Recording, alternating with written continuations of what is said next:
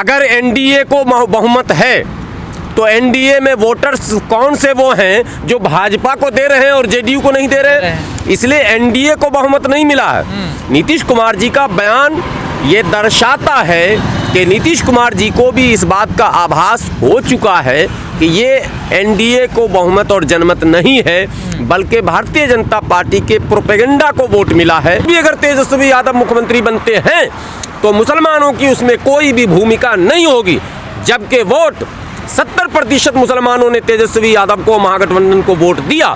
उसके विपरीत महागठबंधन के मुस्लिम प्रत्याशियों को यादवों ने बिल्कुल वोट नहीं दिया, नकार दिया। इसीलिए 11 बजे ही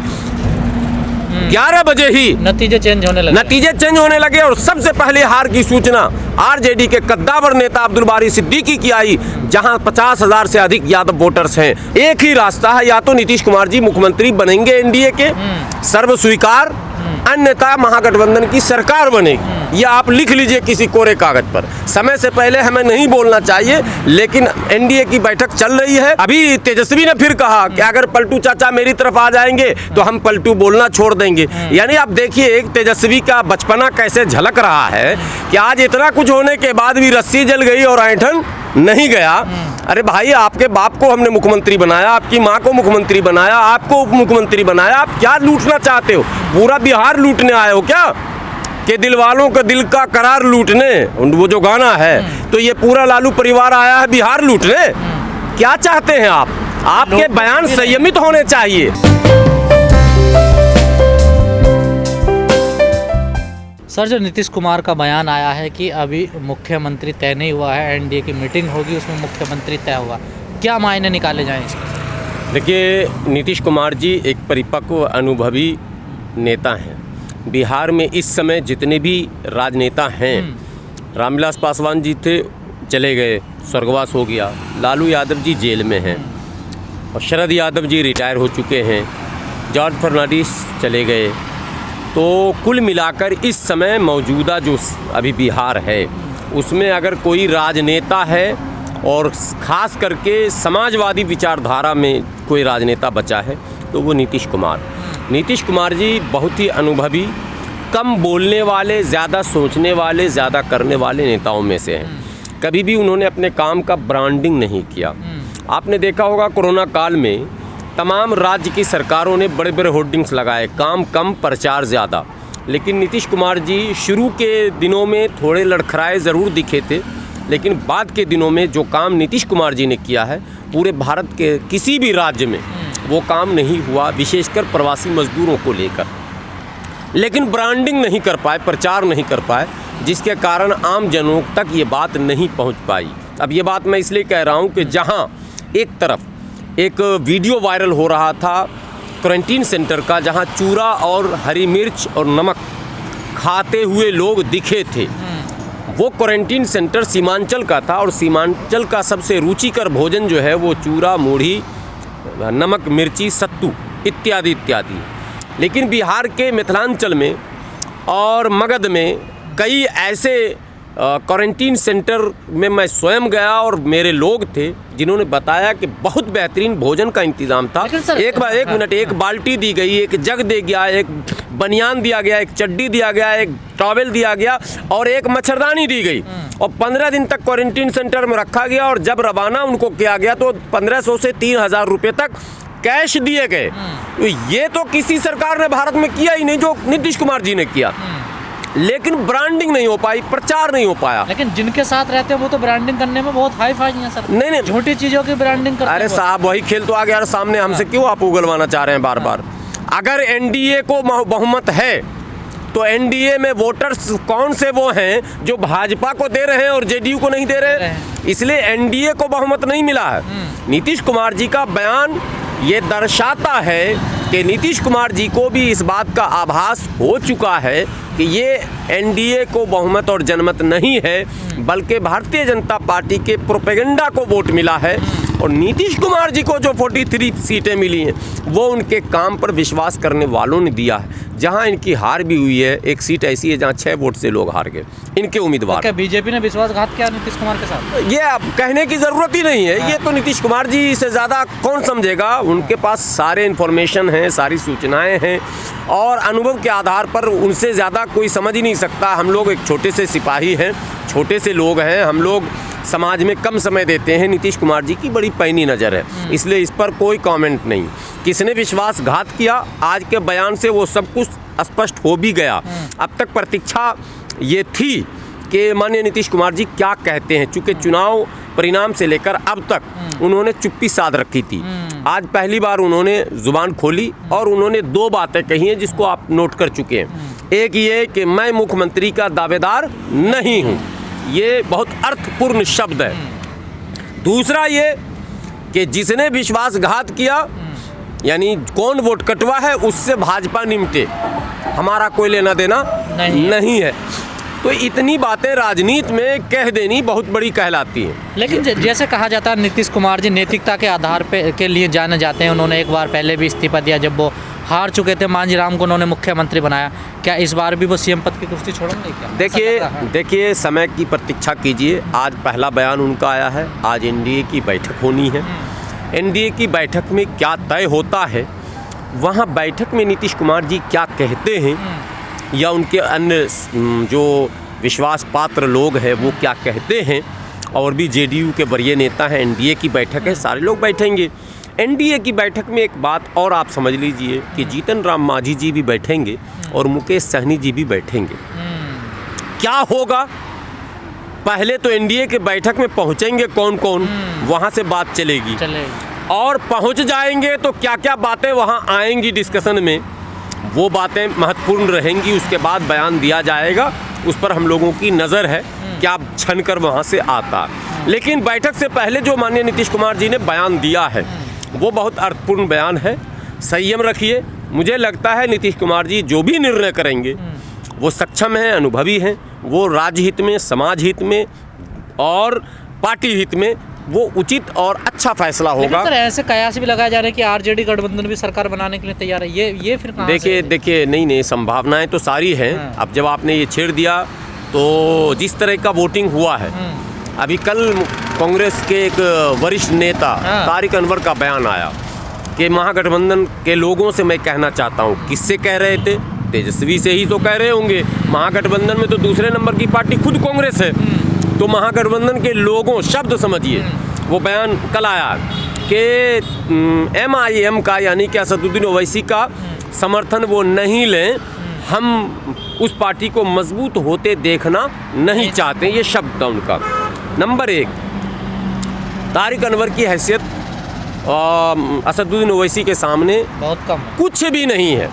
आज की तारीख में बिहार की राजनीति में भी, जबकि तारिक अनवर बिहार के हैं, ओवैसी हैदराबाद के हैं, लेकिन आज की तारीख में भी ओवैसी जिस शहर जिस जिला में जाएंगे 10, 15, 20 हज़ार की भीड़ जमा हो जाती है उनको सुनने, देखने, मिलने।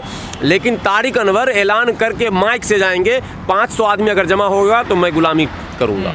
500 लोग जमा नहीं होगा। गठबंधन ओवैसी का समर्थन मिलेगा? अब मैं बता रहा हूँ। पहली बात तो मतदाताओं को मैं कहना चाहता हूँ कि आपने कितनी बड़ी भूल की।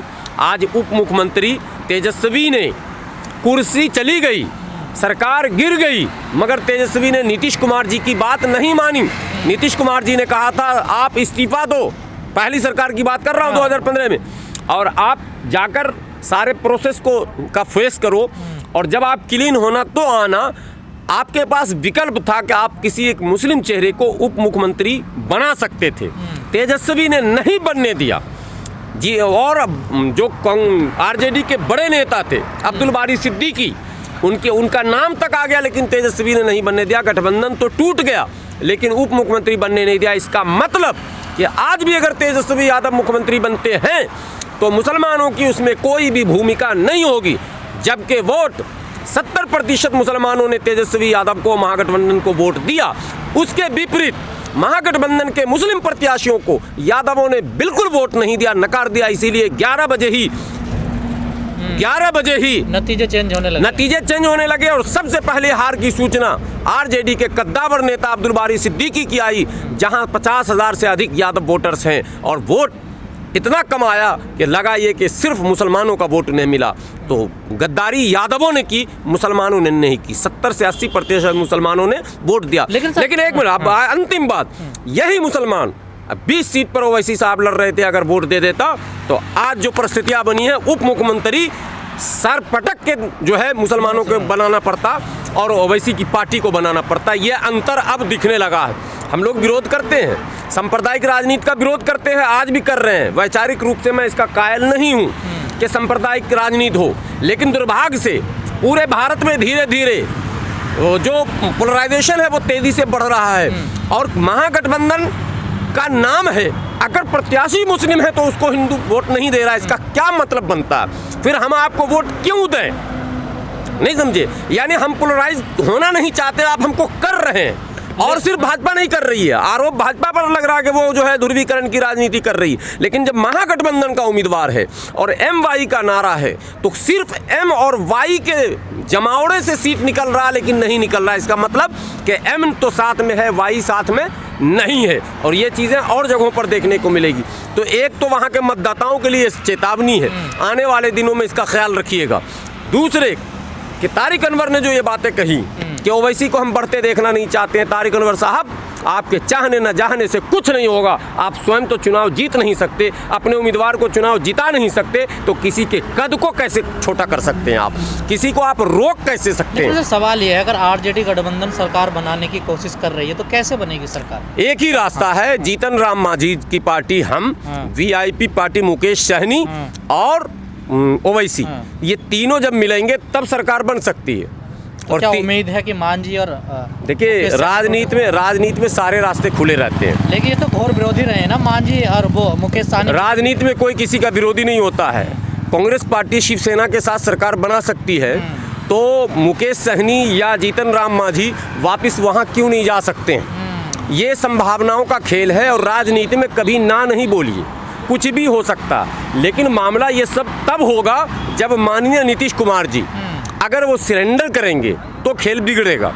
जो आज बयान आया है नीतीश कुमार जी का, तो लग रहा है कि वो सरेंडर मैं कह रहा हूँ अर्थपूर्ण बयान है। इसीलिए तो मैं, आप देखिए, हम लोग कहीं ना कहीं दायरे से बंधे हैं।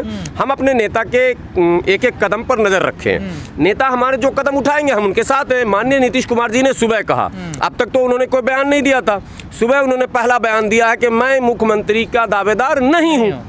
एक अर्थपूर्ण बयान है, आप प्रतीक्षा कीजिए ना, देखिए क्या होता। बैठक शुरू हो गई है। बीजेपी के तो कई नेता कह रहे हैं, इस बात को ला रहे हैं। प्रधानमंत्री जी ने स्वयं कहा है कि इफ बट कुछ भी नहीं, नीतीश कुमार ही मुख्यमंत्री होंगे। नहीं, सब दूसरे मंत्री कह रहे हैं कि सीटें हमारी ज्यादा आई हैं। बीजेपी कई नेता ऐसे बयान दे रहे हैं। प्रधानमंत्री से बड़ा कोई है क्या? प्रधानमंत्री जी ने बयान दिया है स्पष्ट। मीडिया तो पूरा एजेंडा चला, अब मीडिया एजेंडा चलाए ना। प्रधानमंत्री जी ने कहा कि NDA को जनादेश है, कोई इफ बट नहीं होगा, मुख्यमंत्री नीतीश कुमार जी ही रहेंगे। लेकिन ये प्रधानमंत्री जी का बयान है। राजनीति में पर्दे के पीछे से भी खेल हो सकता है और हो रहा, चुनाव में भी हुआ, तो क्या चुनाव बाद भी हो सकता है? तो बयान आ रहे हैं, कई नेताओं के बयान आ रहे हैं कि मैं बड़ा पार्टी हूं तो मुझे मुख्यमंत्री का पद मिलना चाहिए। कुछ लोगों ने, मीडिया कर्मियों ने गिरिराज सिंह का नाम भी उछाल दिया है। लेकिन ये सब होने वाला नहीं है। देखिए, एक ही रास्ता है, या तो नीतीश कुमार जी मुख्यमंत्री बनेंगे NDA के, सर्व स्वीकार, अन्यथा महागठबंधन की सरकार बनेगी। ये आप लिख लीजिए किसी कोरे कागज पर। समय से पहले हमें नहीं बोलना चाहिए, लेकिन NDA की बैठक चल रही है। देखिए नीतीश कुमार जी क्या निर्णय लेते हैं। नीतीश कुमार जी के एक एक बयान जो होंगे वो राजहित में, समाज हित में, पार्टी हित में होंगे। और नीतीश कुमार जी कोई गलत फैसला नहीं लेंगे। नीतीश कुमार जी जब भी फैसला लेंगे वो सही फैसला लेंगे, क्योंकि वो अनुभवी हैं, परिपक्व हैं, शिक्षित हैं और साथ में राज्य के हित को हमेशा सर्वोपरि रखते हैं। नीतीश कुमार जी ने बार बार कहा कि पूरा बिहार मेरा परिवार है, तो जब भी हम निर्णय लेंगे तो अपने बिहार के पूरे परिवार के हित को सामने रख कर लेंगे। तो इसलिए नीतीश कुमार जी पर कोई शंका, कोई डाउट, कोई ये नहीं, कोई खेल नहीं। आप अल्टू पलटू बोले, आपको अधिकार है, बोलिए। लेकिन बोलते थे पहले, सारे लोग बोल रहे हैं। अभी तेजस्वी ने फिर कहा कि अगर पलटू चाचा मेरी तरफ आ जाएंगे तो हम पलटू बोलना छोड़ देंगे। यानी आप देखिए एक तेजस्वी का बचपना कैसे झलक रहा है कि आज इतना कुछ होने के बाद भी रस्सी जल गई और ऐंठन नहीं गया। अरे भाई, आपके बाप को हमने मुख्यमंत्री बनाया, आपकी माँ को मुख्यमंत्री बनाया, आपको उप मुख्यमंत्री बनाया, आप क्या लूटना चाहते हो? पूरा बिहार लूटने आए हो क्या? कि दिल वालों का दिल का करार लूटने, वो जो गाना है, तो ये पूरा लालू परिवार आया है बिहार लूटने। क्या चाहते हैं आप? आपके बयान संयमित होने चाहिए, आपके बयान अनुभव के दायरे में होना चाहिए। आप महागठबंधन के नेता चुने गए हैं और आप इस तरह के बयान दें। नीतीश कुमार जी के कद के सामने इस समय बिहार में किसी का कद नहीं है। समय मौजूदा समय में जब तक नीतीश कुमार जी होश व हवास के साथ हैं तो वो एक कद्दावर, अनुभवी, शिक्षित लीडर हैं, इसलिए उनसे कोई गलत फैसले की अभी उम्मीद नहीं की जानी चाहिए। उनके सारे बयान इनका इंतज़ार कीजिए, उसकी प्रतीक्षा कीजिए, मुझे पूर्ण विश्वास है। लेकिन सर बीजेपी अपने बाजों से बाज नहीं आएगी, वो चाल खेलेगी जरूर। अरे ये आप भी जान रहे हैं, सब लोग जान रहे हैं, क्या नीतीश कुमार जी नहीं जान रहे हैं? नीतीश कुमार जी की भी नज़र सब पर है, पल पल पे नज़र है, कहाँ क्या खेल हो रहा, सूचनाएं सारी मिल रही हैं। और वो सब कुछ मैं इसीलिए कह रहा हूँ कि वो जो भी फैसला लेंगे वो बहुत उचित फैसला लेंगे और हम लोग उसका स्वागत करेंगे। एकदम सीधी सीधी बात है, उनका जो भी फैसला होगा उसका स्वागत किया जाएगा।